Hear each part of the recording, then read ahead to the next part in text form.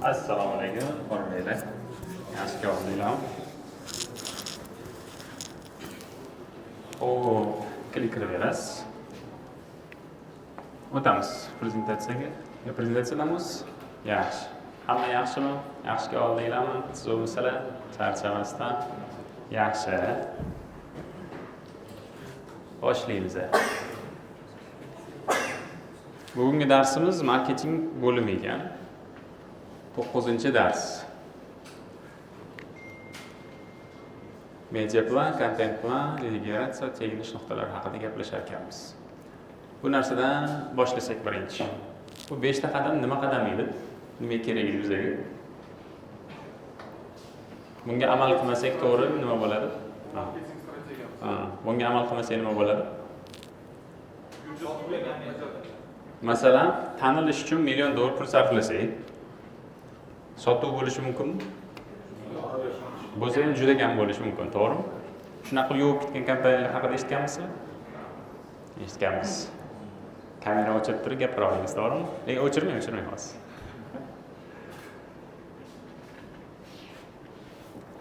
O'chirmasdan aytsa bo'ladigan misol, 100 tadini o'zi. O'tgan yili iyul oyida boryapman. Hali ish boshlamaganman 100 tadida. So'rayapman. Ishlar qalay ketyapti?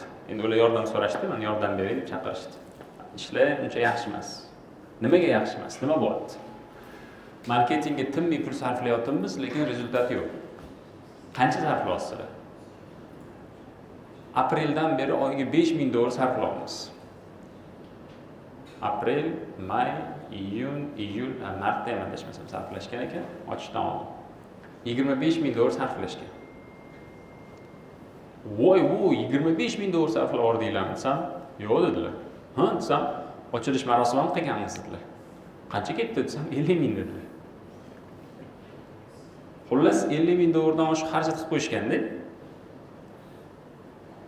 qancha o'quvchi bor hozir desam, 20 ta deyishdi. $50000 uchun 20 ta o'quvchi bu juda ham kam sifra. Uchebni sentr yo'li uchun tasavvur qildiraman. $50000 sarflab turib, 25 ta oyoq kiyim sotishga o'xshaydi.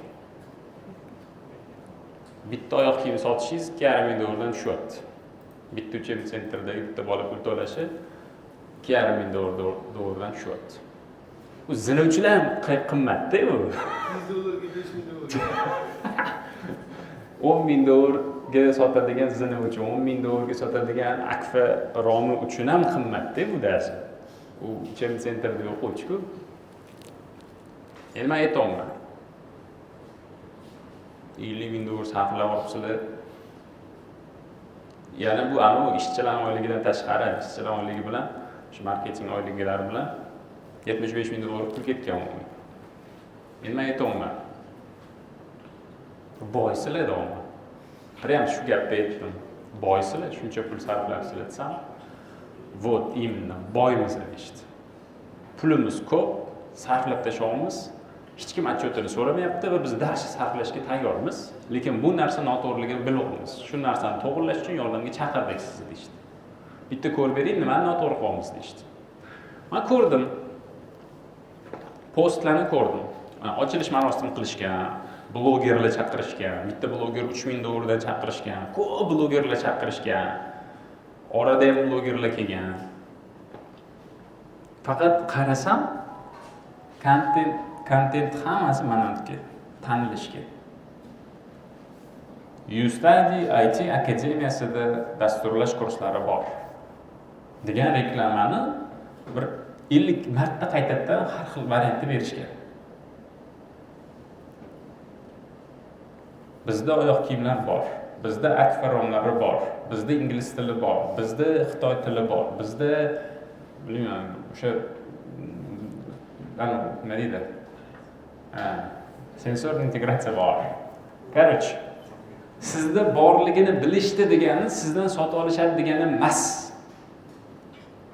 Siz o'zi aslida zo'r bo'lishingiz mumkin. Siz o'zingizda aslida ularga zo'r imkoniyat, qanaqadir katta foyda berishingiz mumkin. Lekin shu narsani borligida o'zini etishingiz ularga yetarli emas. Nima qilish kerak desa, ularning ishonchiga kirish kerak. Men doim aytaman, mijoz, tanimagan mijozni sizni tanitib, ishonchiga kiritib, sotuv qilib, sizga olib kelish degani bu to'y marosimiga o'xshaydi. To'y marosimiga o'xshaydi. Qanaqa bu to'y marosimi desa, bitta yigit bor. Tasavvur qiling, kim? Mana Muhammad Yusuf bor. Tasavvur qilgan. Uylanmaganlar bormidi? Mayli, misol uchun aytaman. Mana Muhammad Yusuf degan bola bor. Zo'r narsalarni o'rganyapti. Shogird tushganiga bizga yarim yildan oshdi. Topish tushini biz inshaalloh bu bolani 1 yil ichida 2000 dollardan oshiramiz. Taxminan qachon uylanmoqchisiz? Rejada yo'q hozir. Ha, rejada yo'q. Endi tasavvur qilaylik, 2 yildan keyin uylanmoqchi.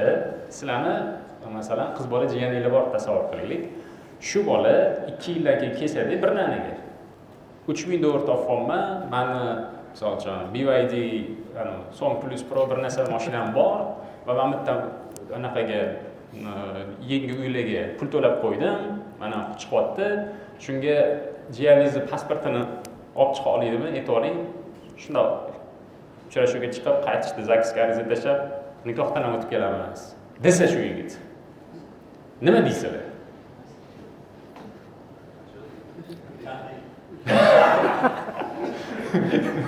Shularni demaymiz, kaltaymiz. Lekin bu bola aytsa, men Muroqo'ja akaning shogirdlariman. Sizni manaqa ishxonangiz bor ekan. Keling, men ishlaringizda ozgina yordam bering. İşlerim yo'qsa, keyin pulni gaplashamiz. Bir oy ishlarimni ko'ring, bir oycha pul so'ramayman desa. Borsa, ishxonangizda yursa, har kun ko'zingiz oldida, har kun ishlaringizni qilyapti, qaringiz ishlarni zo'r qilyapti. Keyin ikkinchi oydan oylik ham kelishdinglar. Yaxshi bo'ldi. 2 oy qo'lingizda ishladi. Uje bilasizlar hamma narsasini. Keyin aytsa, xo'jayin, men uylanmoqchi edim. Shunga yaxshi qizlardan yo'qmi, tavsiya qilsangiz, desa, sizda agar ishonch bosqichidan endi o'tgan bo'lsangiz, siz o'zingiz kerak bo'lsa aytasiz, to'xta deysiz, yaxshi jiyanim bor. Zo'r bola ekansan, men mana shunaqa kuyov qidirib yurdim, menga ma'qul bo'ladi deb aytaverish ehtimolingiz juda katta. Nimaga desa, ishonch bosqichidan o'tyapti bu bola. Ming zo'r bola bo'lsin, ming xulqi zo'r, odobli, boy, yaxshi bola bo'lsin, lekin birinchi kunni o'zidayoq kelib turib, taq eshik taqillatib, suvchilikka keluvdik deb oyisi bilan kelib, oyisi kirganda qizingizni pasportlarini olib chiqing, shuni zaksga borib kelamiz desa, qo'ymisan deyshadi. Lekin yaxshi bola bo'lsa ham. Nimaga unaqa deyshadi? Chunki ishonch bosqichini hali bosib o'tmagan. Ming yaxshi bola bo'lsin, ming sizga produktingiz yaxshi produkt bo'lsin, lekin mijozlar olmaydi agar sizga hali ishonmasa. Ishonsizlarmi? Mijozlar sizdan sota olmayotganligi sababi siz zo'rligingiz zo'rmas yoki zo'rligingizga aloqasi yo'q. Siz zo'rligingizni hali unga ishontira olmaganligingiz primoy bog'liq u sizdan sota olmayotgan. Uylanish strategiyasini tushundingizmi? Bo'ladi. Shuni qo'llang shuni. Xo'p. Demak, o'sha voqea qaytamiz ustadek. Qarasam, tanilish uchun rosa ish qilishgan. Lekin shu programmiriyani o'rganib turib, qayerda ishlash mumkinligini aytishmagan. Bitta ham post aytishmagan. 75 ming dollar umumiy marketingga pul ketgan, lekin bitta ham joyda gap yo'qki, masalan, mana shu backendda o'qib turib, mana bu kompaniyada ishlasang bo'ladi degan gap yo'q. O'qidim, qayerda ishlayman, qayerda ishlamasam kerak degan noaniqlik bor. Biz nima qildik? Mana shu ishxonani qop-qollarni yopish kerak. Hammasini qopqolmoqchi qo'shibdi. Yopdik. Mana shu ishxonani yurg'izib olishing uchun senga marketingga qancha pul kerak deydi. Endi shu paytgacha ular sarflashgan-ku 50 ming dollar. Men nima dedim? Kimga? Haroymi deydi. Yo'q, haroy emas, yurib ketguncha bir marta dedi. Ular tushunishmadi. Nimaga 2 ming deydi? Men nima dedim? Chunki 1000 dollar zapas turish kerak dedi. Ular menga boshqatdan qarashdi. Seryozni aytasanmi deyishdi. Seryozni aytaman, nima seryozni aytmayman dedim. Pulli masalada hazillashmayman men dedim. Endi ular sarflashganda 50 mendan 25 barobar ko'p pul sarflashgan, 50 ming sarflashgan. Men 25 barobar kam pul so'rayapman. Va zapasi bilan so'raganim shu 25 barobar. Va shu bo'ldi, shu bilan yurib ketadi davom. Ular qiynalishni tushunishgan. Lekin bitta narsa bor edi, ular menga ishonishardi. Men nimadir dedimmi, demak katta ehtimol bilan nimadir hisobga olib yetolmadim. Bo'pti deshdi, tappa deb tashlab ketishdi.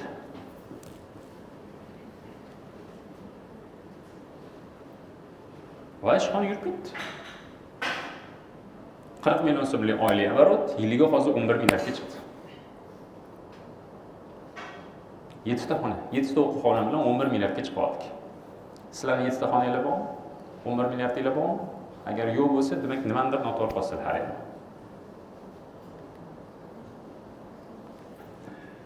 Mana ko'rgan narsam nima edi?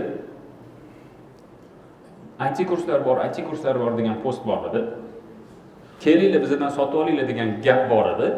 Lekin shu IT kursni o'qib turib qayerda ishlash mumkinligi haqidagi post yo'q edi. Men bitta narsaga faqat ruxsat so'radim. Ustadini sponsor Uzinfocom edi. Uzinfocom direktoriga chiqdim-da. Strategiya direktori, general direktor o'tiramiz. Yurg'iz olishga 2000 va bitta ruxsat kerak. Nima ruxsat deydi? 100 ta xodimingizni storytelling olib chiqamiz dedim. Backendchi bor, grafik dizayner bor, frontendchi bor, boshqa bor. O'shalarning hayotini voqea qilib olib chiqamiz. Lekin meni ishchilarim gapirmaydi deydi. Chiqib olib, men mana qilganman deb gapirish kerak emas dedim. Bizda men bloggerimiz o'zimdan unda syomka qiladi. Keyin o'zimiz tekst yozamiz, keyin ustidan o'qib beramiz. U yurgan voqealari ishlab o'tirgan roliklar ustiga biz tekst qo'yamiz, ozuchka qo'yamiz 100 tasiga. Faqat bosh bilan boshlanadi. Bu bola palon qishloqdan boshlagan ishini degan boshlanadi. Hozir mana Uzinfocomda ishlayapti. Buni joyda ishlash uchun programmiringni mana bitta o'qisang bo'ladi degan gap qo'shib ketamiz. 100 ta deydi, o'qisang bo'ladi degan gap qo'shib ketamiz dedim. Va adashmasam 86 tami, 90 ta ishchisini shunaqa qilib chiqdik. Tanlash, ishonch sotuv, tanlash, ishonch sotuv, tanlash, ishonch sotuv, ishonch, tanlash, ishonch sotuv qilib mana shunday olib kettirdik. 3 oyda 300 million oborotga chiqib oldik. 40 million so'mdan. 40 milliondan 300 millionga ko'tarib oldik 3 oyda. Qilgan ishimiz shu. Marketingda. To'g'ri, sotuvda ham, o'quv bo'limida ham o'zida ishini qildik. Shu narsani tushuntirib berish uchun ishonchga urg'u beradigan gaplarni tuzdik, o'shani aytib berdik. Lekin u aytib berishimiz uchun har kimdir murojaat qilib kelish kerak-ku. Murojaat qilish uchun shu uslubni ishlatdik marketingda. Va bu ishladi. Xulosa. Agar siz 10 ming, 50 ming, 70 ming dollar bu yoqqa sarflasangiz, qanchadir sotib qo'ygan bo'lsangiz, o'sha 50 mingingizni, o'sha 25 mingingizni 1000 dollarni bu yoqqa sarflasangiz bor-ku, oldingi ko'rsatkichingizdagi o'rtacha 9 barobar ko'rsatkich ko'proq erishasiz. 8, 9. Men ham o'z aytaman, standart 7 barobar ko'proq bo'ladi deyman doim. Boya ham 7 ga o'xshagan bo'lgan. 40 milliondan 300 millionga chiqish uchun 7,5 barobar bo'lgan ekan. 7,5 barobarga ko'tarilgan ekan. Demak, mana yoqqa sarflayotgan pulingizni agar 10 dan 1ni sarflasangiz, ya'ni teng sarflab qo'ysangiz, vosh tez ko'tarilasiz. 25 ming, 1000 emasda, 12 ming yoki mana qilib 10 ming sarflab qo'ysangiz, vosh tez ko'tarilasiz. Juda ko'p marketing bo'limida ishlaydigan xodimlarning xatosi byudjetni to'g'ri taqsimlab berish qadamlagan. Qayta sotuv bilan tavsiya qachon kerak? O'sha sizni o'qishayotgan bo'lsa, pul to'lab yurishgan bo'lsa, siz o'sha eski klientlaringiz bor, eski klientlaringiz uchun ham pul sarflashingiz kerak. U mendan olib ketib bo'lgan-ku, men qilaman, men unga pul sarflab desanglar, u sizga yangi klientlarni olib keladi. Va odatda eski klientga pul sarflasangiz, yangi klient olib kelish uchun 5 so'm pul sarflansa, mana 1.7 dan 5 so'm pul sarflansa, mana bu 1 so'm sarflasangiz, o'sha 5 so'mlik klientni bu beradi. 5 barobar arzoniga beradi. O'qib turgani, sizdan xizmatingizdan foydalanib turganlarga yana sarflasangiz, yana 5 barobar arzon kelaveradi. Har doim eski mamnun klientlaringiz yangi klientlardan 5 barobar kamroq mijoz olib keladi o'rtacha. Doim shu zinaga amal qilishingiz kerak. Endi marketologlardan talab qilishingiz kerak, SMMchilardan talab kilishingiz kerakki, post qo'yayotganida bitta bunga qilib olib ketyaptimi? Bu men hammasi ham post bo'lmaydi, bu yerda amaliy ishlar bo'lishi mumkin. Dars paytida popkorn berishingiz, eski o'quvchilarga qanaqadir bir narsalar sovg'a qilishingiz, imkoniyat qilib berishingiz, master klass qilib berishingiz, nimadir qilib berishingiz. Mana ketma-ketlik bitta-bittadanmi shu narsani tekshirib olishingiz kerak. Nimaga tekshirib olishingiz kerak deyapman? Unda qilishingiz mumkin. Mamtga 5 ta ketma-ket. Keyin mamtga 5 ta ketma-ket. Keyin mamtga 5 ta ketma-ket qilishingiz mumkin. Bu ham xato. Bitta-bittadan, bitta. Shu baroka qilib olib kelish kerak. Ovqat pishirmoqchi bo'lsak, masalan 5 kilo kartofelni fri pishirmoqchi bo'lsak, 5 kilo qozonqop pishirmoqchimiz, kichkina qozonimiz yoki belinchik pishirmoqchimiz. Belinchik bilan zo'r tushunar ekan. Tavoingiz bor, skоворodkangiz bor. Belinchikni bitta qo'yasiz, aylantirasiz, orqasiga o'girasiz, olasiz, to'g'ri? Bunday qilmaysiz-ku, 5 ta belinchik pishirishim kerak deb bitta cho'mich qo'ydingiz, yana ikkinchi cho'mich qo'ydingiz, yana uchinchi cho'mich qo'ydingiz, yana to'rtinchi cho'mich qo'ydingiz, keyin yana 5-chi cho'mich qo'ydingiz, keyin 5 marta aylantirmaysiz-ku. Marketingga shunaqa qilgisi keladi. 5 marta tanilish qilib olgisi keladi birinchi, keyin 5 marta ishonchga kirgisi keladi, keyin 5 marta sotib qilgisi keladi. Bu noto'g'ri strategiya. Birinchi unaqa pishmaydi. Endi marketinglar bunga aqli yetmaydi ko'pincha. Ular aqli yetmagandan keyin siz uni talab qilishga majbursiz. Va buni qilma deyishga majbursiz. Buni shunaqa qilishadi. Attaylar, indamay tursangiz attaylar qilgandek qilishadi. Nimaga desa, prosta unaqa o'rgatilmagan ularga. Manimcha yaxshi o'rgatilmagan. Hammasiga demayman. Yaxshilari ham bor. 100 tadan bitta ikkita yaxshi chiqib qoladi, lekin 98-99 tani kontrol qilishga majbursizlar. Boshqacha yo'li yo'q. Qo'rqitmoqchi emasman. Ustoz, menimcha bu yerda ataylar qilishda emas gap. Tanilishga bir ilhom kelib qolgan paytda 5-6 ta g'oyani yozib qo'yadi, shu tezroq avvaliy deydi. Keyin ishonchga o'ylab tursa ilhom keladi, 5 ta ssenariy keladi xayoliga, keyin uni avvaladi, keyin uni qo'yadi. Shunaqa bo'lsa kerak. Ya mana atilabdan qiladimi? Atilabdan qilgandek qiladi. Endi shu joyda rostdan ham xodimlarga anaqa bo'lishi mumkin. E'tiroz bo'lishi mumkin. Rostdan ham bitta demanda ishonch keladi xayolimga. Nima qilay endi? Desa, siz ayting. Mana ishonch kelyaptimi senga? Yozib ol ssenariyini-da. 5 ta ishonch kelib qoldimi? 5 ta ishonchni yozib ol. Faqat o'rtasida joy qoldir. Yoki tanilish keldimi? Tanilish yozganda yana kelib qoldimi tanilishga? Bu yoqda yozgan. Ketma-ket yozmagan deb o'rgatib qo'yishingiz kerak. O'rgatmasa unaqa qilmaydi. Bu og'ir tanuv. Chumoli bor-ku, flik. Chumolilar chigirtkalarga don yig'adigan multfilm bor. Ko'ryapsiz? Boshida bitta sahnasi bor. Ko'rgan bo'lsanglar. Kolonna bo'lib, chumolidan olib kelayotgan bo'ladi, keyin daraxt tagida bo'ladi ular. Bitta daraxtdan barg uziladi. Barg uzilib, aylanib yerga tushadi. Bu bargam chumolida kelayotgan kolonnani yo'liga tushib qoladi. Kolonna kelib toq bir-biriga uriladi. Voy, barg, yo'l to'silib qoldi deb vahima bo'lib ketadi. Keyin 3 ta 4 ta oqsoqoli bo'ladi, teparoqdan qarab turishga bo'lishadi. Hozir xalq kelaman deydi. Qo'rqmanglar, hammasi joyida deydi. Kolonnani boshiga chiqib, o'nroq yur, endi chaproq, mana shunaqa ulanib ketadi deydi. Voy, yo'lni topdik deb, keyin shunaqa aylanib o'tish boshlaydi. Odatda xodimlar shunaqa bo'ladi. Aslida hal qilish juda oson bo'lgan ish bo'ladi, lekin u hal qilib bo'lmaydi deb o'ylaydi. Siz o'sha payt sabr bilan hal qilib berishingiz kerak. Yoki hal qilishga o'rgatilgan qanaqadir mexanizmlar, darsliklar yasab qo'yishingiz kerak.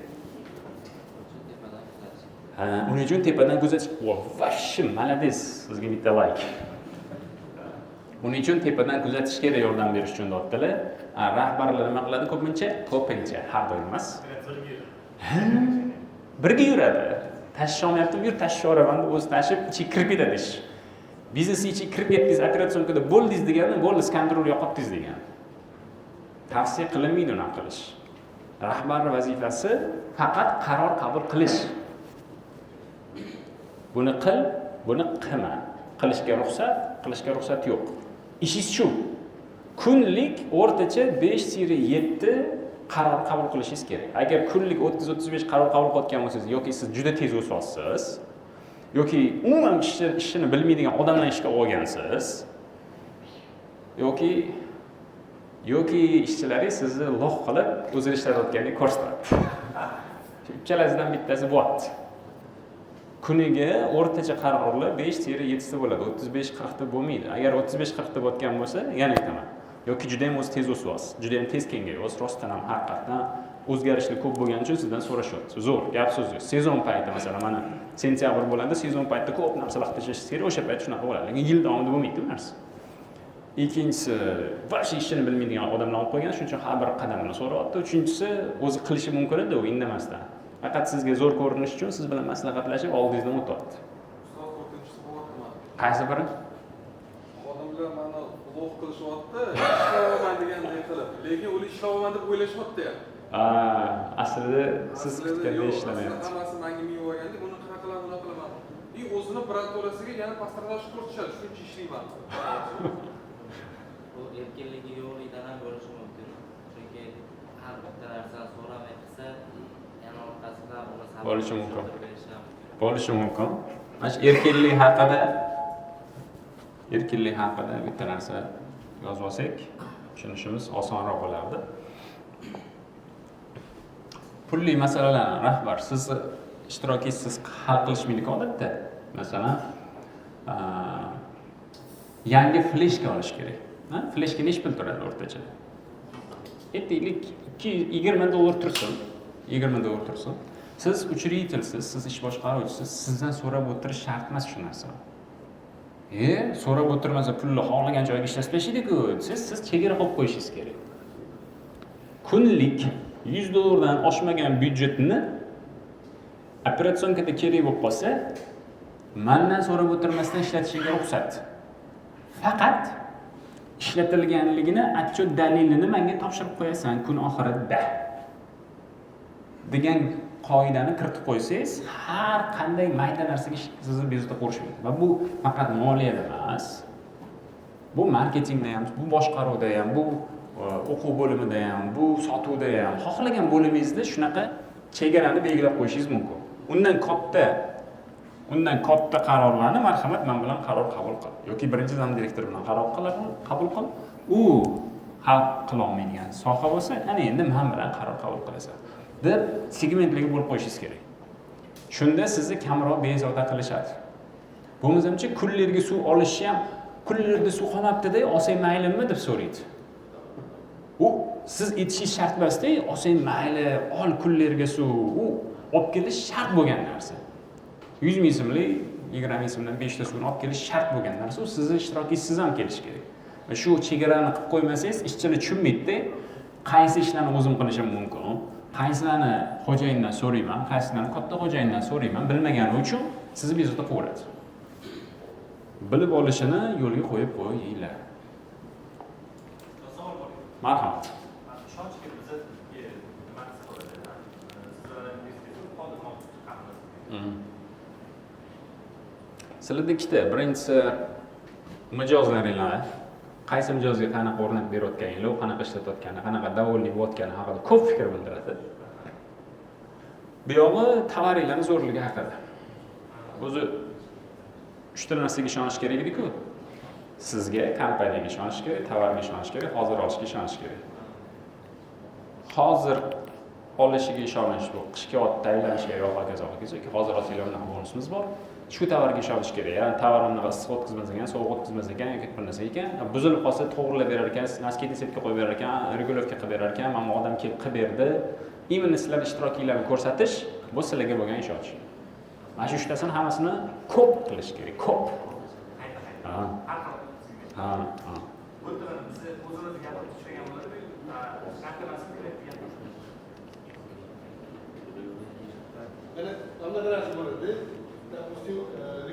Anaqaga qo'yib bering.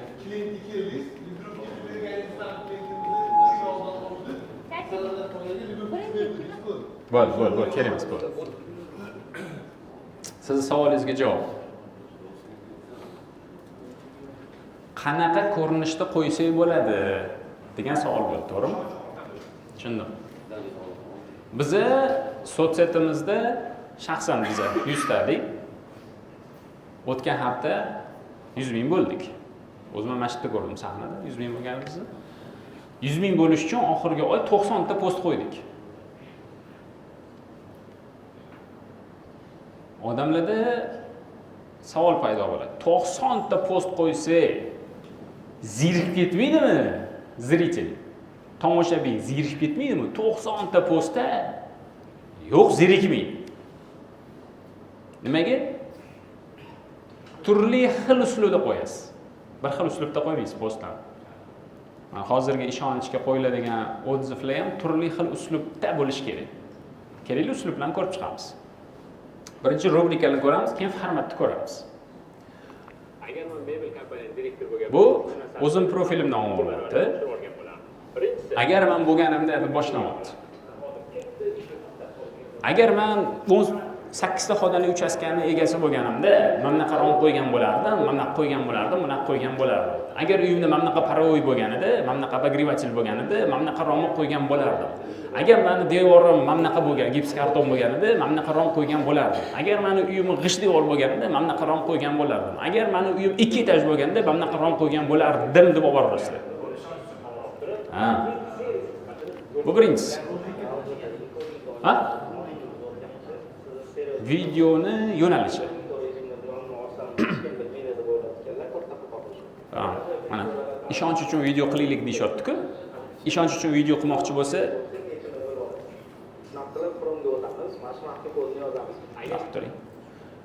ishonch uchun video qilmoqchi. Men aytaman, 100 ta video qilaylik ishonch uchun deyman. Ular aytishyapti. Masalan, qanaqa 100 ta har oy 100 ta video qilaman masalan deb. O'zi o'tgan oy 10 ta klientga sotdim-ku, 100 ta klient men oldim deyishga odamni o'zi yo'q-ku. Nima qilish kerak desa, o'sha bitta klientni o'zini har xil rubrika ko'rinishida ko'rsatib chiqish kerak. Klientni o'zi gapiradi, uni o'rniga siz gapirasiz, storytelling qilasiz, qarab gapirasiz, ustidan gapirasiz, xullas o'sha voqeani har xil tomondan gapirib berish uslubingiz rubrika. Tushundingizmi? Bitta klient rom qo'ygan, u davolni, u davolniligini aytmoqchi bo'lsangiz, o'zi gapirsa, men davolniyman, zo'r ekan desa, bitta video bo'ladi. Lekin siz undan 10 ta video chiqarmoqchisiz. Qanaqa chiqarsam bo'ladi desa, rubrikalarga ajratasiz. Agar men mebel kompaniya direktori bo'lganimda shu narsani u odamni o'zini ko'rsatsa, agar men mana bunaqa uchastkani egasi bo'lganimda, bunaqa qilgan bo'lardim. Siz o'zingiz ovoz berib qilsangiz bo'laveradi. Life hack. Palonchi akamiz mana bunaqa uchastkada turardilar va uylarida issiq paytida qiynalib ketishardi, rom buzilib ketaverardi. Shu narsani mana bu yerdan tuzatish mumkinligini ko'rsatib qo'ydik va baraka topinglar, yaxshi ham borsizlar, velvinchilar dedilar. Degan life hack qanaqa qilishni ko'rsatishyapti. Bu ham ishonch. Ha. Bu videoni istoriyasini rostdan o'chirmoqchi bo'lganlarga yuborib qo'ying. Yana shunaqa foydali videolarni o'qiza olmaslik uchun hozirroq ChatGPT, Beta AI, Photoshop, Foydali bu ham. Spotify, Microsoft 365. Agar siz uyingiz quyoshga qaragan bo'lsa, mana bunaqa termo qo'yishingiz kerak. Agar uyingiz quyoshga qaramagan bo'lsa, unda mana bunaqa qo'ysangiz ham bo'ladi. Shovqinli joyda turgan bo'lsa, mana bunaqa qo'yishingiz kerak. Shovqinli emas bo'lsa, mana bunaqa qo'ysangiz ham bo'ladi. Shovqinlini to'sadigan bor-ku romlaringlar. Traktor o'tsa ham xuddi Matiz o'tganda eshitiladigan romlaringlar bor va traktor o'tsa Moskvich o'tganda eshitiladigan romlaringlar bor. Traktor o'tsa Matiz o'tgandek bo'ladigan ko'cha tomonga qo'yaveringlar, u ozgina qimmatroq. Traktor o'tsa, Jiguli o'tgandagini ichkari tomonga qo'yinglar, ichkarida uncha shovqin bo'lmaydi. Arzonroq tushasizlar. Degan narsalarni qo'yish bu foydali. Hozir men bularni misolida gapiryapman, Uchemiy sentr sizlar bu yerdan ko'rsanglar bo'ladi. Uchemiy sentrga misol tayyor turibdi, foydali. O'g'ir olasizlar, o'zingizlar o'g'ir olmayapsizlarmi? O'g'irish qiyin bo'ldimi? Kim o'g'ir olmayotgan bo'lsa, mana bu yo'nalishgacha beravringlar. O'sha yo'nalishga mana bunaqa qilsanglar bo'ladi, bet ketiraman. kompaniyamiz brendi uchun QR kod qilish kerak. Agar yarim soat turgizsangiz 80. Ekspertlik. Mana shu ishni qanaqa qilib tez qilsa bo'ladi, yaxshi qilsa bo'ladi haqidagi video.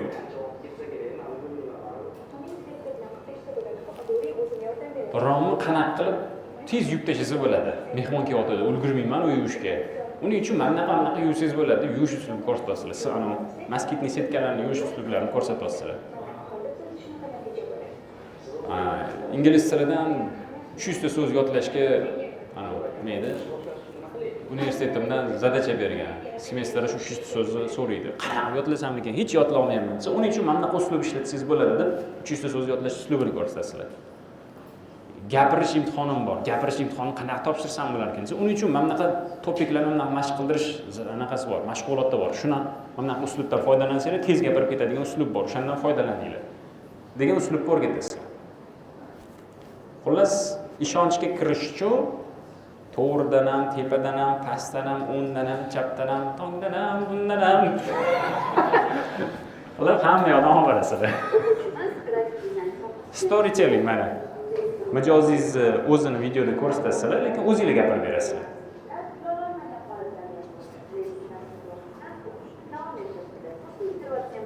Sal balandroq qiling.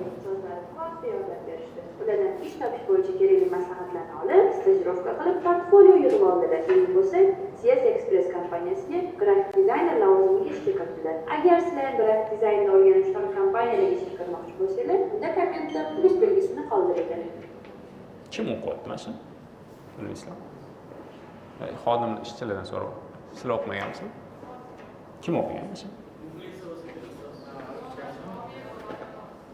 Robiya? Muxlisam o'ziga o'xshab ekan, muxlis yo'q edi. Hayron qoldim hozir. Birinchi Ular storytelling olib borib saylaydi bo'ladi. Ishga kirdi. Birinchi kiberxavfsizlik kursida o'qiysiz. Bu primoy sotuvchi. Ishga kirgandan keyin to'laysiz. 100 tajdid kurslarda o'qishni. Birinchi chivindan qiynalayotgan bo'lsangiz, chivin setkalarini o'rnatasiz, yoqsa pulini to'laysiz. Shundan keyin ishga ham joylab qo'yamiz. Ha. Masalan, qila olsanglar shu narsa. Ishinglarga o'yirim bo'lsanglar, ana nima chang nima chivindan o'tmaydigan, ha, chivin o'tmaydi, bo'ldi, men o'yirimman. O'yirim bo'lib o'tgan bo'lsanglar, chivin o'tmasa, keyin pulini to'laysizlar. Endi formatlar. Bundan 5 yil oldin 2019-yil to'yim bo'lgan. Prosta kameraga qarab gapirish mumkin. Telegram guruh nazarda kelganman. O'tda kameraga qarab gapirganingizdan keyin telefoningizda nimadir ko'rsatayotgan bo'lsangiz, o'shani ko'rsatasiz. Bu video ko'rganmisizlar?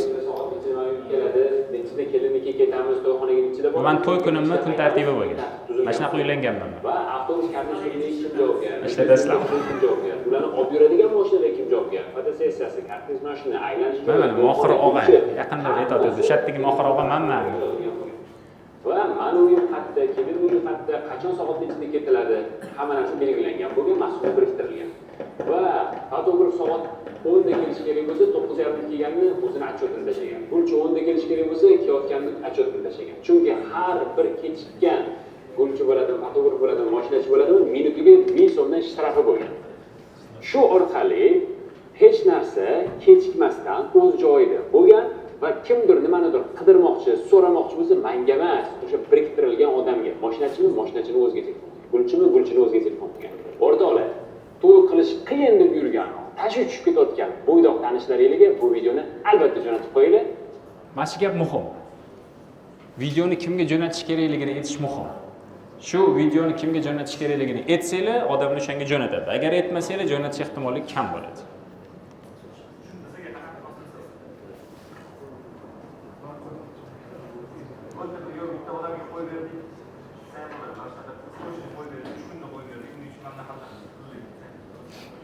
Bo'ladi. Akamiz 12 talik konditsioner qo'yib qo'ygan ekanlar, lekin uylari hech sovmayotgan ekan. Sovish uchun biz ham bunaqa qildik. Uning uchun mana bunaqa detal oldik, bunaqa detal oldik, bunaqa qildik deb aytgancha. Romni o'rnatish variantini ko'rsatsak bo'ladi. Uning uchun bu detal tanladik, buni tanladik, bunaqa yig'dik, berdik deb. Rom degani tayyor rom bo'lmaydi-ku, detal yig'asizlar har doim. O'shani bittalab ko'rsatish mumkin. Qaysi detallarni yig'sa issiq paytda yaxshi bo'lishi, qaysi detallar yig'sa sovuq paytda yaxshi bo'lishini ko'rsatib kerak. Xo'sh. Google yozuv o'rnida o'z ismingizni chiqarmoqchimisiz? Unda videoni oxirigacha ko'ring. Brauzeringizda MyDoodle deb qidiring, shu nomdagi Chrome extensionni topib o'rnating. Endi preview tugmasini bosing. Google o'rniga endi sizni ismingiz chiqadi. Marhamat, endi har doim Google ga kirganingizda sizni ismingiz kutib oladi. Shunaqa foydali videolarni kutib olmaslik uchun shu profilga obuna bo'lib qo'ying. Boya o'tirib gapirayotgan bo'lsa, endi turib gapiryapti. Hozir Photoshopga kiraman va yarim soat fonni o'chirib o'tiraman. Hozir Figmaga kiraman va background remove button orqali bir necha daqiqada fonni o'chirib tashlayman. Fon o'chirildi. Endi cho'tka bilan soyalarni chizib chiqaman. shadow plugin ishlataman. Qancha vaqt ketayotganini solishtirib ko'rsatamiz. Xo'sh, matnni yozdim. Endi uni yana bir marta tekshirib, imloviy xatolarni ko'rib, ortiqcha so'zlarni o'chirib tashlayman. Spell typography plugin ishlataman. U men uchun ortiqcha bo'sh joylarni olib tashlab, kerakli belgilarni qo'yib beradi. Xo'p, endi markup qilish qoldi. Pinterestdan kerakli bo'lgan markupni topaman va uni Photoshopga joylayman. Men markup pluginni ochdim, katta bazada keraklisini tanladim va hammasi tayyor. Juda ko'p vaqt ketdi. Mijoz sifatdan norozi va to'liq pul to'lashni xohlamadi. Xo'p, mana уже to'lov keldi. Agar siz ham grafik dizayn kurslarida o'qish xohlasangiz, kommentariyada plus belgisini qoldiring. Yarim har doim solishtirish uchun kerak. Ingliz tilidagi 300 ta so'z yodlash uchun men bu uslubdan foydalanaman, men bu uslubdan foydalanaman. Gapirish uchun bu uslubdan foydalanaman, men bu uslubdan foydalanaman. Yozish uchun bu uslubdan foydalanaman, bu uslubdan foydalanaman. Uyga isitish uchun men detalni olaman, men detalni olaman. Uyni sovutish uchun men detalni qilaman, men detalni qilaman. Xo'p, nima? Bolani yig'lashini yo'qotish uchun men bu uslubdan foydalanaman, men bu uslubdan foydalanaman. Qaysi birdadir ko'proq narsa ketadi, qaysi birdadir kamroq ketadi. Bu vaqtda bo'lishi mumkin, bu pulda bo'lishi mumkin, bu obro'da bo'lishi mumkin, bu hamma narsada bo'lishi mumkin, nervda bo'lishi mumkin. Stress darajasi ko'tarilishi mumkin, stress darajasi tushishi mumkin. Gelmagandan bir safar pul bilan, bir safar vaqt bilan, bir safar obro' bilan, bir safar stress bilan har xil variantda qilinadi. Da, bo'ladi. Dialog. Yangi iPhone'ni qachon oldingiz? Yaqinda oldim. 13 ishlayotgandim-ku, o'shdan pul yig'ib oldim. Nima qildingiz o'tda? Men shuncha headhunterdan ishdan qarayapman. 300 $400 ishga chiqyapti-yu. Bitta telefonga 3 $4 yeb ichmasam pul yig'mayman-ku endi. IT sohalarini o'rganing. 5-6 oy ichida proyektida $1000 dan $2000 oyliga bemalol chiqa olasiz. Ana o'shanda bir oyligingizga iPhone olasiz. Agar zo'r chizishni bilganimda dizayn qilishni boshlaydim. Zo'r chizishni bilish shart emas. Mana qanaqa rasm chizganimni o'zingiz ko'rgansiz-ku. Mana qarang, men bunaqa kartochkalarni klientlarga qidirishni o'rganib olganman. Bittasiga $50 dan to'lashyapti. Haftasiga 4-5 tadan bemalol qiynalmasdan qilaman. Oyiga $1000 bo'lyapti. Rostmi qatdan o'rgandingiz? 100 taji kurslarda o'rgandim. O'tda real proyektlar bilan ishlab, portfolio yig'ib oldim. Ancha tajriba ham bo'ldi. Xo'p, o'rgandim ham deylar. Ishlarni qayerdan topaman? Ko'p saytlar bor-ku, YouTube, Quora o'xshagan. U yerda klientlar juda ham ko'p. Zo'ri o'qishni boshlashim uchun nima qilishim kerak? Kommentda plyus qoldirib, direkt raqamlarni qoldirishingiz kerak. Dialog. Bu syomkasida qatnashganlar, sizlar qatnashganmisizlar shunda? Qanaqa syomka qilgansizlar? Baravariga ikkita kamera qo'yib syomka qilgansizlar yo galmaganlar? Galmaganlar. Demak, syomkasi qiyin bo'ladi. Meni kameram bitta deb bahona qilmoqchi bo'lganlar diqqatiga. Bitta kamerangiz bor. Bitta kamerangiz bor. Tekst bo'ladi. Tekstda o'zini tekstini o'qiydi-da. Mana shu odamni aurasi tutilib qolsa hech narsa qilmaydi. Bitta gap gapirib bersa bo'ladi. Tutilib qolsa qarab olib, keyin gap boshqatdan gapirib beradi. Keyin gap boshqatdan gapirib beradi va qarab gapiraveradi. Buni gapini tugatganingizdan keyin birinchi odamning gapini boshqatdan yana shunaqa olasiz. Tutilib qolsa hech narsa emas. Bitta gap o'qib qoladi, gapirib oladi. Ikkinchi gap o'qib qoladi, gapirib oladi. Uchinchi gap o'qib qoladi, gapirib oladi. Yodlab olgan bo'lishi ham shart emas. Keyin ikkita videoni bir-biriga qo'shib, kesib, galmagandan qo'yib chiqadi. Xuddi baravar olganda tuyulaveradi. Chunki bular o'zi aktyor, aktrisalar emas. Bu o'zi sotuvchi qiz. Dars berishga o'tayotgan, o'quv bo'limiga o'tayotgan qiz, masalan, bloger shabasda bu. Yodlab olmagan tekstni. Shunda tekstni oladi, so'ngga tushib berish kerakmi deydi. Xo'p, nima deyish kerak deydi? Ha, mana bunaqa deyish kerak ekan. Ha, mana bunaqa deydi, bo'ldi. Yana nima deyish kerak? Ha, mana bunaqa deydi, bo'ldi. Nima deganini ham esida yo'q, ketaveradi, bo'ldi. Mana bunaqa video chiqib ketaveradi. Shart emas, qiyin qilish. Mana shunaqa oson kursi bor. Bo'lmasa oyiga 90 ta video chiqara olmaysiz. Zo'r joyi biz oyiga 90 ta video uchun bitta ham litso ishga olmaganmiz. Chiroq ushlab turadigan yordamchisi, kecha kelgan shogird, sotuvchidan yordam so'raymiz, bo'sh o'qituvchidan yordam so'raymiz. Короче, koridorda kim o'sha bo'lsa, yur so'mga bor deydi. Bunda qaraydi, tap gapiradi, u ketaveradi.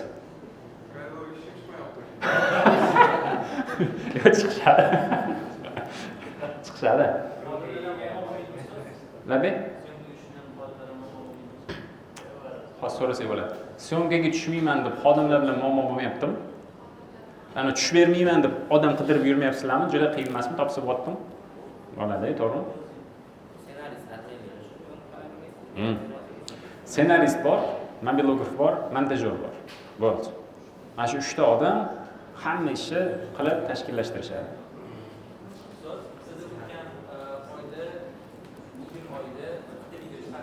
Ha. 20'de 30'a chiqarishgan. Ha. Masalan, effekti 40 bo'ladi. Men xatoyim shunchasiz to'g'rirog'i avgustga yana 40 qo'yganman. Hop, hop. 40 bo'lish kerak ekandir. Faqat chiqartirishni songa to'g'ri berish kerak ekan. O'sishlar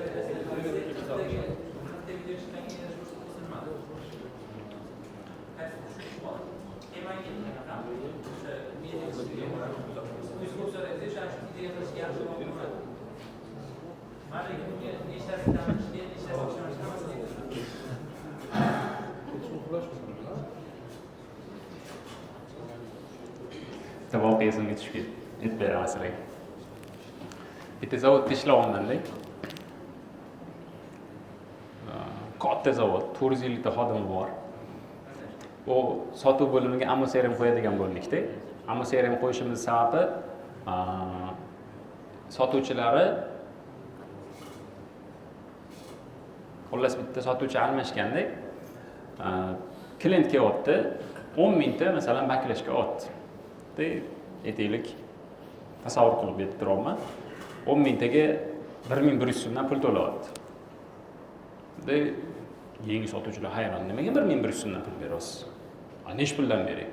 Bu baklashga miysizmi? Ha, 1 yildan beri 1100 dan olmayman-ku. Kassaga borib qarasiz, lekin 1000 so'mdan pul tushgan.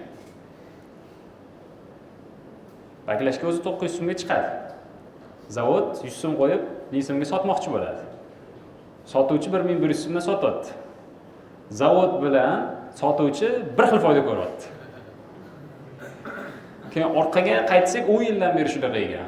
Sotuv bo'lim boshlig'i, upravляющий, sotuvchining yordamchisi, kassir hamma birlashgan ekan. Endi zavod ko'pdi, filial, o'sha bitta filial polni chikillatishayotgan. Yumshatishmadi, qattiq tushmadingmi dedi. Yo'q, yumshatishdim desa, yumshatishasan dedi. Tegi misr bo'lgandan keyin. Tilim qurisini ko'rgansiz. Keyin shu voqealarni kontrol qilish uchun ammo-serum qo'yadigan bo'ldik. Hammamiz o'sha yerda yoziladi bilamiz. Plus Telegramni ham ishxonanikini ammo-serum orqali gaplashadigan qilib qo'ydik. Shunaqa varianti bor, agar kim bilmasa, ishxonani Telegramini через ammo-serum ishlatiladi. Siz ammo-serumingizni kontrol qilib o'tirasiz bo'ladi, hamma Telegramni. Ha, lichkasini ko'rib o'tirasiz. Mana yo'q, kerak emas. Ishxonani sim kartasi bo'lishi kerak edi. Bo'lmasa o'zini lichkasini ko'rishga to'g'ri keladi. Xullas ulab qo'yiladi Telegram. Ulab qo'yilgandan keyin hammani Telegramgacha, hammani o'sha telefonlarigacha, audiolarigacha ammo-serum o'zidan bitta joydan sentralniy bo'lib hammani kuzatib o'tirasiz bo'ladi. Biz shunaqa qildik. Shunaqa qildik. Suvda 3 barobar puf tushib ketdi. Ani gaplasha olmayapti-da klientlar bilan. Nima ochila olmayapti. To'xtab turing, olmay turing, to'xtab turing. Hozir bu tovar yo'q, olmay turing. Короче, yig'ishyapti ba'zanida. O'yladim, bular yo podpolniy sotmoqchi, yo kimgadir klientga bermoqchi deb o'yladim. Xayolim kelmagani bo'ldi. 2 kun dam oldim. Tog'ga bordim, qayerdir bordim, tishimni oldirdim shekilli, aql tishim. 3-kun borsam, sotuv shunaqa bo'lyapti endi, chotki bo'lyapti. Zo'r davoman, qanaqa bo'layotgan ekan deb ammo-serum ochsam, ammo-serum yo'q.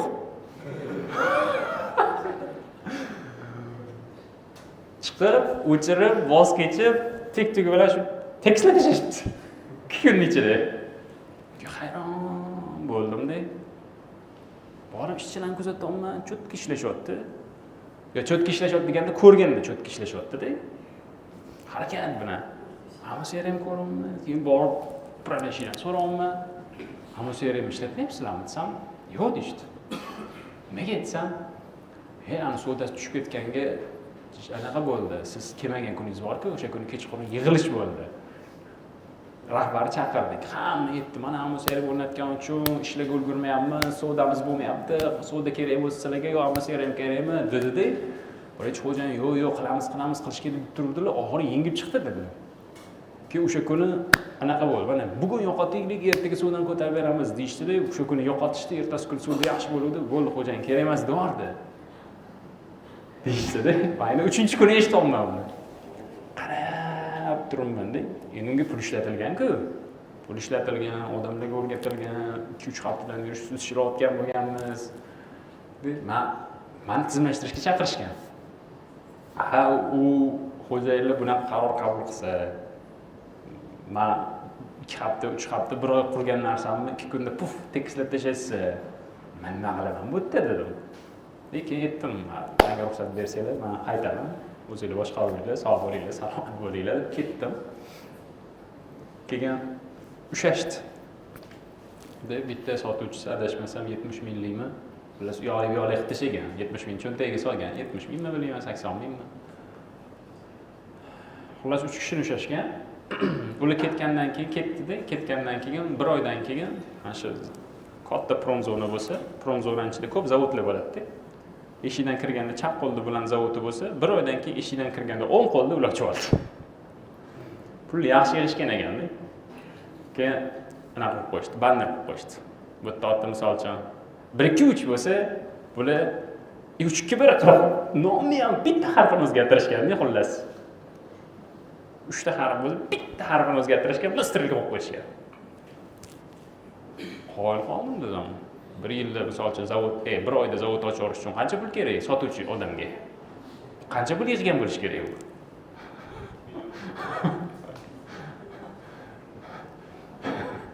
Ko'rib keladi-da. Zavodda hozir aytgan yaxshi kuchchilar o'tiribdi. Bizlar bilishayapmiz shu paytda. Ha, yo'q. Hozirgacha zavodda yaxshi kuchchilar. Istiqbolda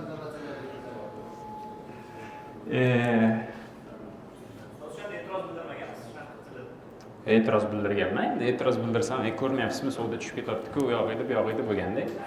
Endi bu gapni nimaga aytib beryapman? Nimaga bu voqea esingizga tushib ketdi desa, sizni o'sha SMMchilaringiz uchun, content makerlaringiz uchun talabingiz bo'lish kerak-da. Bitta post, video bo'lsa, qancha prosmotr bo'lish kerak, qancha interaction bo'lish kerak.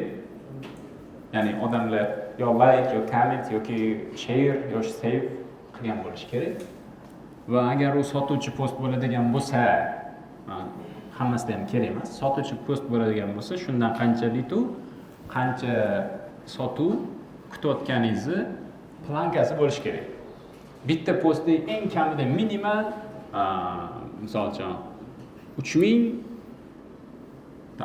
330 10 degan raqamga eng kamida javob berish kerak. Agar shunga javob bersa, bitta postingning narxi $30. Agar ko'rsatkichi kam bo'lsa, demak bitta posting narxi, bilmayman, 3 barobar kam bo'lsa, bitta posting narxi o'zog'i $10 deb belgilab olishingiz kerak. U ko'p post qildirdingiz-da, shuning uchun yomon ko'rsatkich bo'ldi-da, deyotgan bo'lsa, sizni loq qilyapti. Mana bunaqa narsada Navoiyga aytasiz. Navoiy kuniga 300 ta non yopyapti. Siz aytasiz. Menga 600 ta non kerak, zakaz bor deysiz. 600 ta kerak deb 600 tani chalta qilib tashisa, Navoiy o'zini KPI'ni to'g'ri bajargan bo'ladimi? Yomon nonlar chiqdi 600 ta bo'lgani uchun. U uchun nima deyish kerak edi? Xo'jayin aka, men faqat 300 taga dosh bera olmayman. Yana qo'shimcha 300 ta qilmoqchi bo'lsangiz, boshqa odamni oling. Deb qildiring unga. Men 300 tani yopay, 300 tasini yopsa. Yoki topa olsangiz 600 ta zo'r non yopadiganni gap so'zni men o'rnimga oling. Deyish kerak-da u. Ana siz aytdingizda ko'p post qo'ygin deb, men ko'p post qo'ydim, hamma ko'rsatkichda tushib ketdi deyishi, siz ko'p non yopdi dedingiz-da, men nonni yopdim, hammasi kuyib ketdi. Kimda? Xo'jayinda aytma. Yopamizni aytish kerak, yopolmayman deyish kerak. Bunaqa ko'p postda bunaqa men plankani qila olmayman deyish kerak. Faqat bu ham normada qo'yilish kerak. Ya'ni o'suvchi qilib qo'yish kerak. Biz ham 100 ta deydi birdaniga birinchi haftaning o'zida 100 mingta prosmotr bo'lish kerak, hamma postlarimiz demaganmiz. Sekin, nuloviy tochkadan sekin olib chiqish rejamiz bo'lgan va shunaqa chiqqanmiz.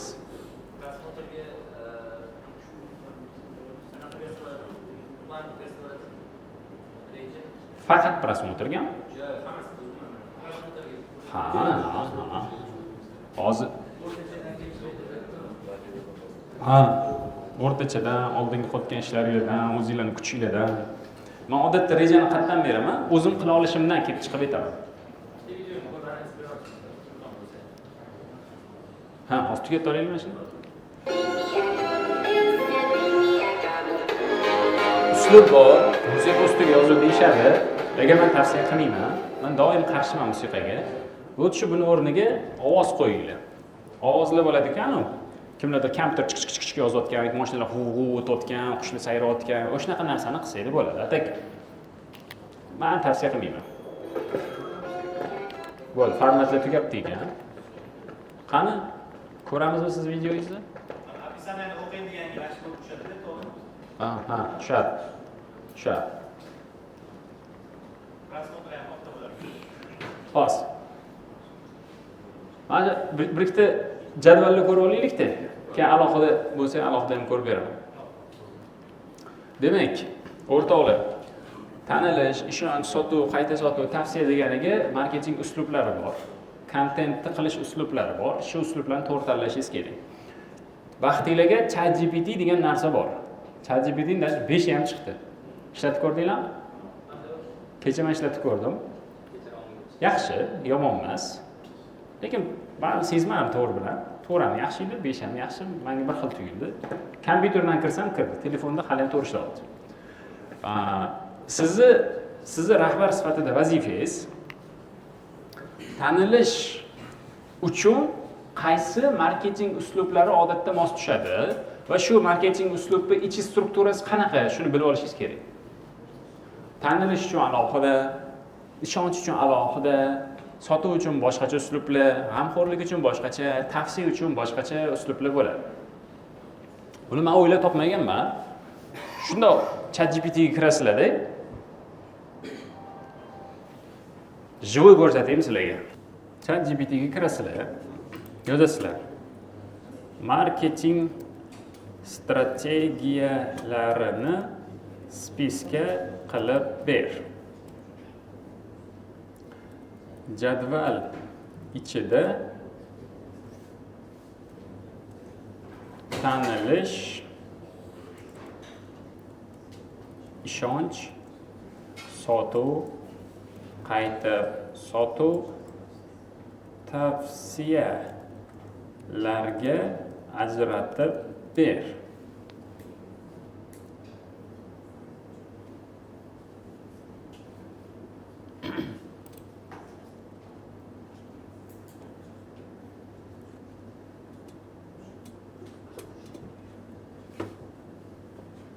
Tablitsada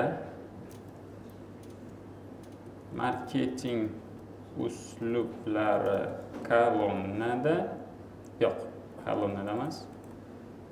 Marketing uslublari qatorda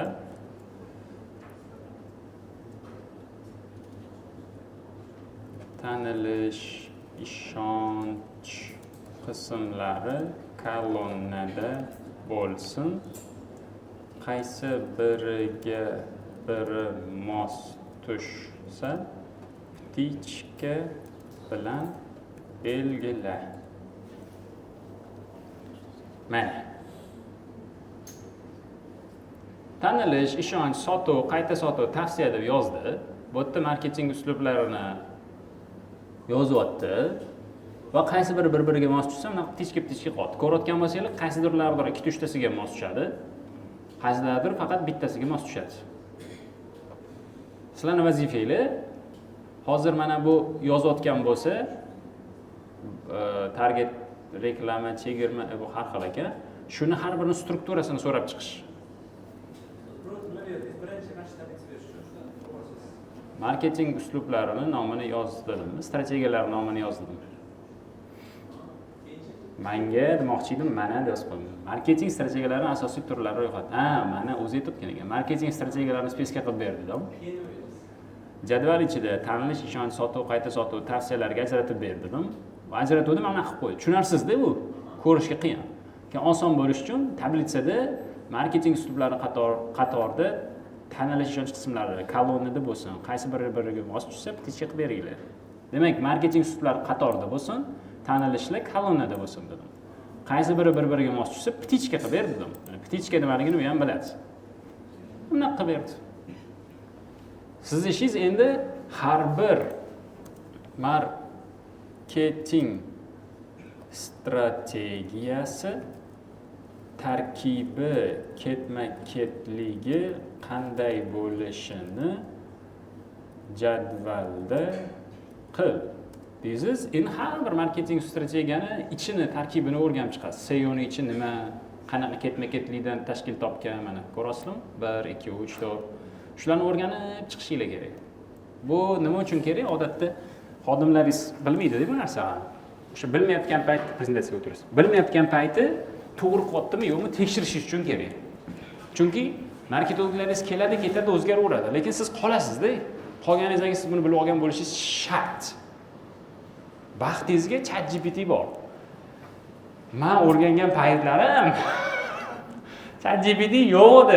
Bundan 10 yil, 13 yil oldindan mana shu narsani 12 yil oldin o'rganishni boshlasam, Google'ga kirib, bittalab o'qib chiqib, qo'limda o'zim tablitsa chizib, bittalab mos tushadiganni shunaqa kara jadvalga o'xshatib, o'zim bittalab ptichka qo'yib chiqardim. Hozir yozib beradi-yu.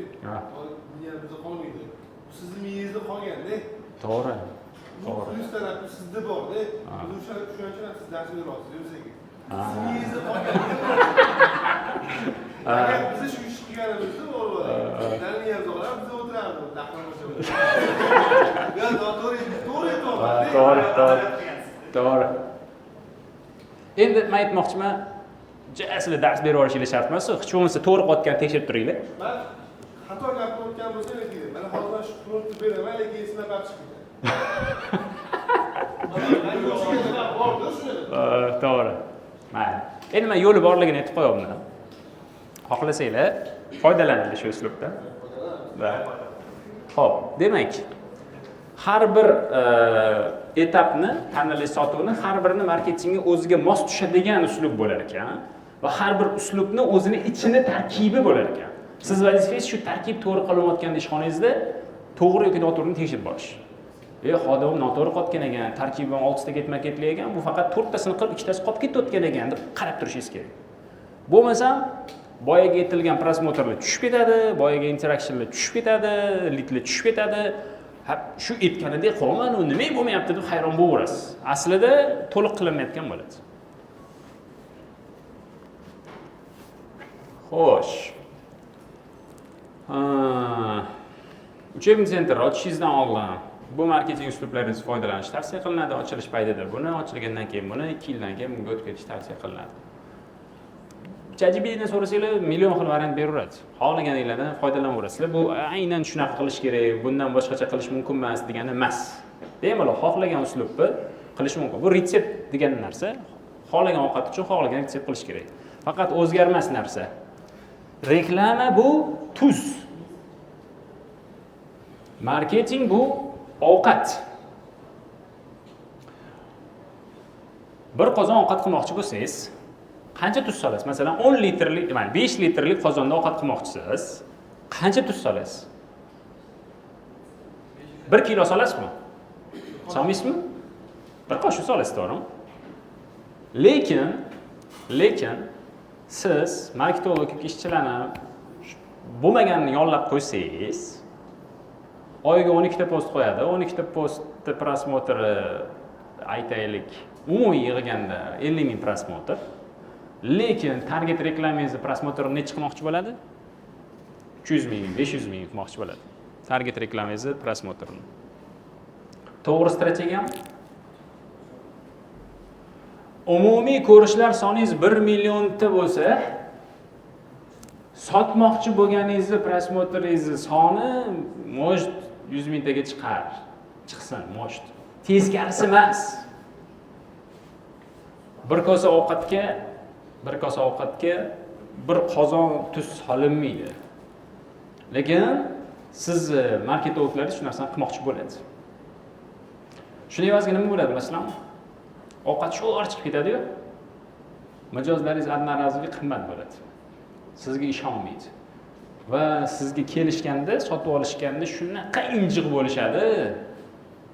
Siz yaxshi ko'rib kelmaydi. U shunchaki Ha, men kelishim kerak, shu tovarni menga zo'r qilish kerak, davay, salla menga qul salla, xizmatimni qillaring degan kutuv bilan keladi. Chunki sizni tanib, ishonib, yaxshi ko'rib kelmagan. Shunchaki sotib olish uchun kelgan.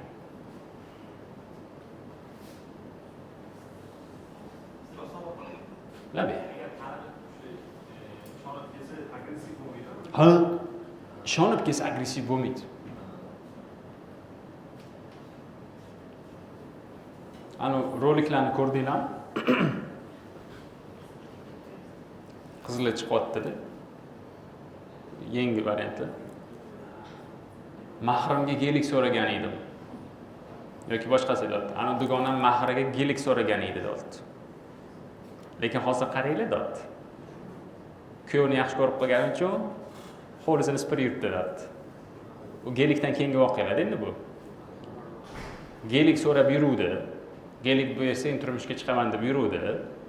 Lekin kuyovni tanib, ishonib, yaxshi ko'rib qoldi, endi gelik kerak emas, uyini sipirib yurtdi. Agar yaxshi ko'rmaganda gelik so'rab o'tiraveradi. Ya'ni mijozlar sizni tanib, ishonib, yaxshi ko'rsa, siz biznes sifatida, bilmayman, lichni sifatida rahbar balki yoki xodimlarni agressivligi kamroq bo'lib keladi. Agar sizni tanimasa, ishonmasa, agressiv bo'lib keladi. Sal xato qilsangiz, voydo dorishadi. Hozir post qo'yaman, telefon qilaman, ustirada yozaman, va hokazo, va hokazo, va hokazo. Agressivligini sababi mana bu yerda tanilish, ishonch, yaxshi ko'rishga kam narsa qilingandek, asosan sotuv qilishgan. Teskasi yo'q qo'yadi. Sotuvda 1 millionta prosmotr, mana yoqda 100 mingta prosmotr. Shu noto'g'ri strategiya.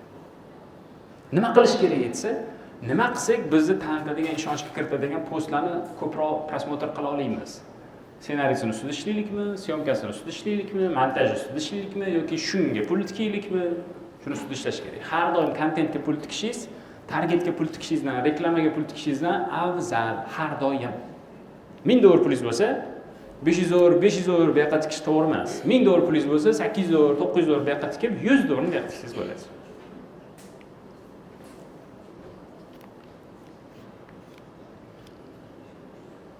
Mana boya so'ralgan. Bu boshqacharoq variant ekan. TikTokda, Instagramda qayerdadir qo'ysak, reklama turi qanaqadir bo'lsa, boshlanish tugash kim javobgar, content marketing uslubida qilamiz, shuncha byudjet ajratyapmiz, buncha lead kutyapmiz, buncha reja kutyapmiz, qilib raqam bilan yozilyapti. Oldindan raqam bilan yozish shart. Yana ko'rsatganman yo'li. Mana hozir o'zimiz 100 ta deb ishlatadiganimizda ham har bir postni oxiriga raqamlar qo'yish shart. Shu postdan buncha prosmotr kutyapman, buncha interaction kutyapman, buncha odam sotib olishini kutyapman, buncha odam kelishini kutyapman, buncha pul tushishini kutyapman. Har bir postni oxirigacha bo'lgan raqamini yozish shart. Platformaga kirsanglar, platformada shu jadval link turibdi, fayl ham turibdi. O'zingizga olasizlar, o'zingizga moslashtirasizlar, to'ldirishni boshlaysizlar. Shart. Bu narsani to'ldirib berish shart. Mana videoni, har bir videoni diplom ishini yozish uchun 3 ta source site degan, o'shandan qancha prosmotr bo'lishigacha oxirigacha yozgan. Hozir 10 tomonini o'tkazmayapti, tek bu yoqda bir ancha yana narsa bor. Oldindan yozish kerakmi? Oldindan yozish kerak. Rejasini berish kerakmi? Bir rejasini berish kerak. Shu reja bo'yicha shu ssenariyda amalga oshadi deb o'ylayapsizmi, yo'qmi? Bir tekshirib bersangiz ham bo'ladi, agar o'zingiz zo'r tushunsangiz.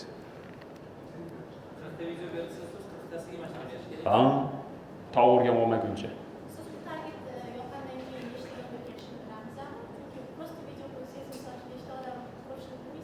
Voy. Hozir ko'rsatganim bor-ku, mana qismlarga bo'lingan. Targetga alohida plus bo'lsa, faqat targetga chiqadi. Sotsial media alohida, sotsial media orqali ham qancha prosmotr bo'lib, qancha sotuv bo'lishigacha yozamiz biz.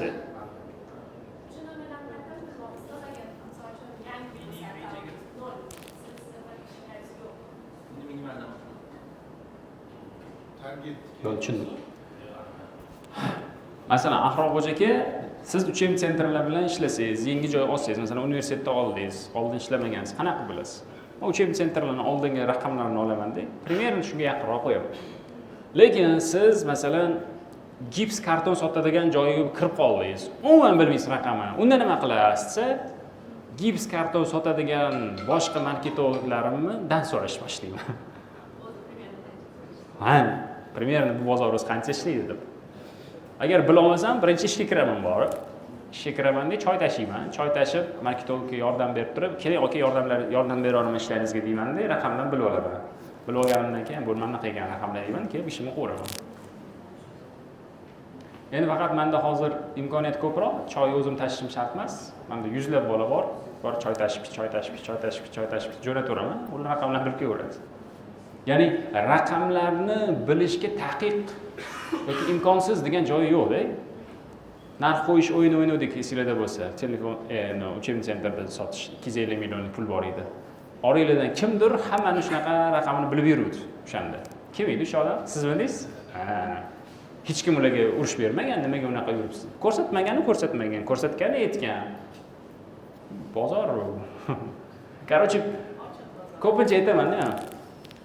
Bu ma'lumotlar maxfiy, hech kim bilish kerak emas deyshadi-da. Aytaman. Bilib bo'lmaydigan ma'lumot yo'q deyman. Boy ma'lumot deytinglar top beraman. Boy farqi yo'q. Farqi yo'q, nimaga tegishliligini farqi yo'q. Qaysi biznes, qaysi yo'nalish, boy ma'lumot. Tez bo'lmasa sekin bo'ladi, lekin bab bo'ladi.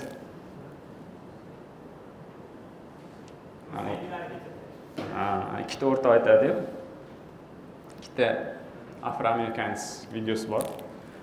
Men deydi, bankka ограбление qilish yengil yo'lini topdim deydi. Xo'sh desa, biz o'tga ishchi bo'lib kiramiz deydi. Xo'sh desa, biz o'tda tozalovchi bo'lib ishga kiramiz. Keyin sekin-sekin 1-2 yilda axrana qilib olishadi.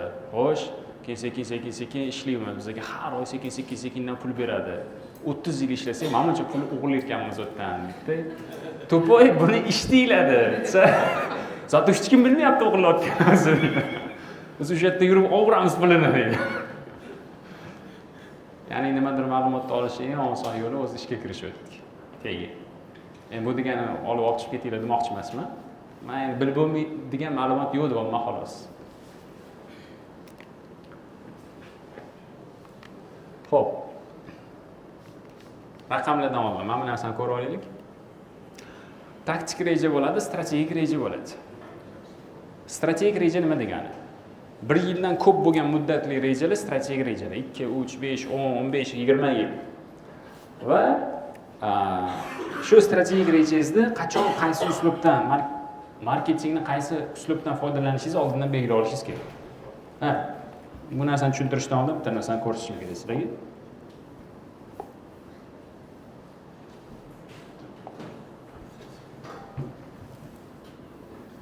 Bizneslarni etapi bo'ladi. Любой narsani etapi bo'ladi. Любой narsa.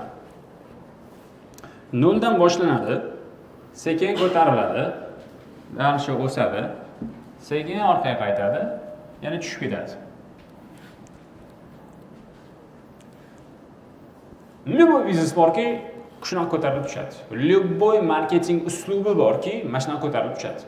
Videolar qo'yasiz, storytelling, videolar qo'yasiz, dialog, videolar qo'yasiz nimadir, любой ko'tarilib baribir tushadi. Hammasini umri bor. Umr davomiyligi bor. Endi shu narsaga uchramaslikning yo'li bormi desa, bor. Masalan, ko'tarilib turib, pastga tushmasdan yana darshlamdan ko'tarilib ketsak bo'ladimi desa, yo'li bormi desa, bor. Nima yo'l? Barakalla, o'zgarish. O'zgarmas ekansiz, bo'ldi, eski yo'lda ketaverar ekansiz, yaxshi edi oldin ishlayotganimiz deysizlar-ku, cho'kasizlar. O'zgarasizlar, bozorda yo qolasizlar yo o'sasizlar. Любой narsada shunaqa. Telefon ishlab chiqarasizmi, uchebni sentrmisiz, rolik ishlab chiqaryapsizmi, marketingmi, produktmi, farqi yo'q. Любой narsa o'zgarar ekan, davom etadi. O'zgarmas ekan, yo'q ketadi. Nokia bor edi, o'zgarishga qiynaldi, puf, bozordan chiqib ketdi. O'zingiz ham marketing roliklaringizni qarang-da, Instagramga qo'yyotdingiz, qaysidir 10 ta 50 ta zo'r ishlayotdi, 100 tadan keyin o'sha rolik uslubi ishlamay qoldi. Kam bo'lib ketdi prosmotrlar. Chunki o'sha o'zgaradigan payt kelganida siz o'zgarmadingiz. Endi sizda bitta muammo bo'ladi. O'sha ishlab ketayotgan paytingizda o'zgarish qilamiz, nima qilamiz deb o'zgarish topa olmaysiz. Bila olmaysiz. Bilishingiz uchun yangi qon olishingiz kerak, yangi xodim, yangi mutaxassis, yangi mentor, yangi ustoz, yangi coach olishingiz shart. Bu birinchi uslub. Faqat bu sal qimmatroq uslub va komandani stress bilan roq olib chiqish uslubi. Endi stressizroq olib chiqish yo'li nima? Arzonroq olib chiqish yo'li nima? Shuni ko'rsataymi? Stressizroq chiqish yo'li oldindan mana shunaqa o'zgarishimiz bo'ladi, tayyor turinglar deb aytib qo'yish. Komandaga, o'zingizga o'sha payt aytishmas, oldindan aytish. Qanaqa bo'ladi oldindan aytish? Marketingda qaranglar. Tanilish, ishonch, sotuv, g'amxo'rlik, tavsiya. Yanvar oyida virusli marketing uslubidan foydalanamiz. Kontekstli reklamadan foydalanamiz, o'quv dargohlariga boramiz. Fevralda o'sha viruslidan foydalanmaymiz. Yashirin marketingga o'tamiz, saytlar bilan ishlashni boshlaymiz, tadbirlar bilan ishlashni boshlaymiz.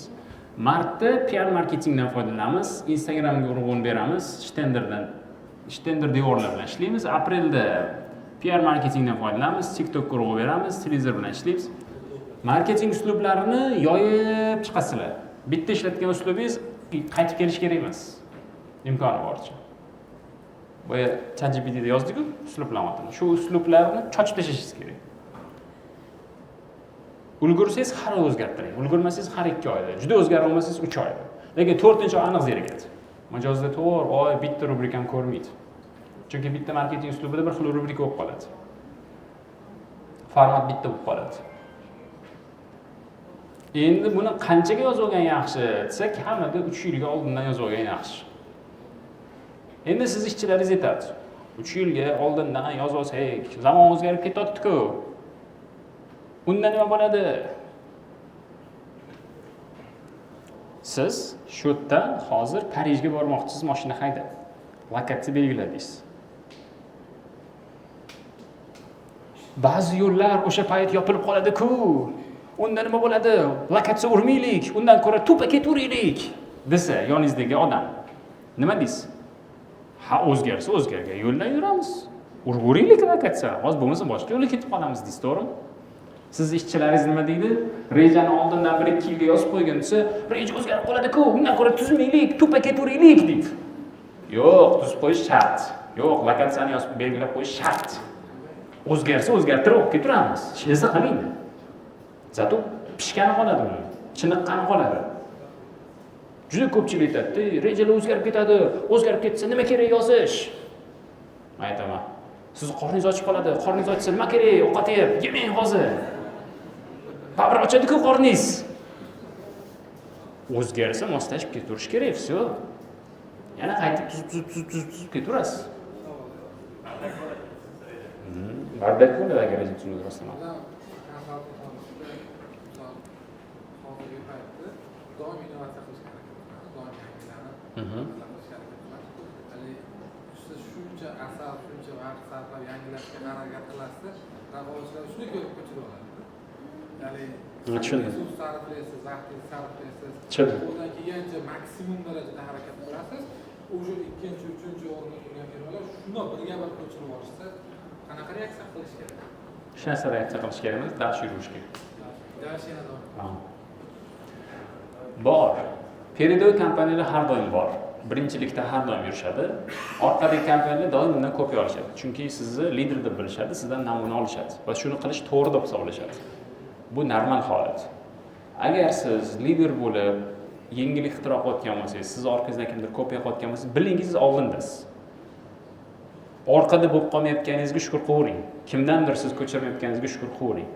Faqat sizning vazifangiz bo'ldi, bu jarayon hech qachon to'xtamas ekan deb o'zingiz qabul qilib olish. Faqat yangilik qilish. Bo'ldi. To'xtamaydi. Ha. Endi o'g'irlamaslikning yo'li nima? Ular qila olmaydiganroq qilinglar-da. Yangiligida juda sodda bo'layotgan bo'lsa kerak. Tez kopiya qilayotgan bo'lsa kerak. Sodda emas bo'lsa kopiya qilish qiyin bo'ladi.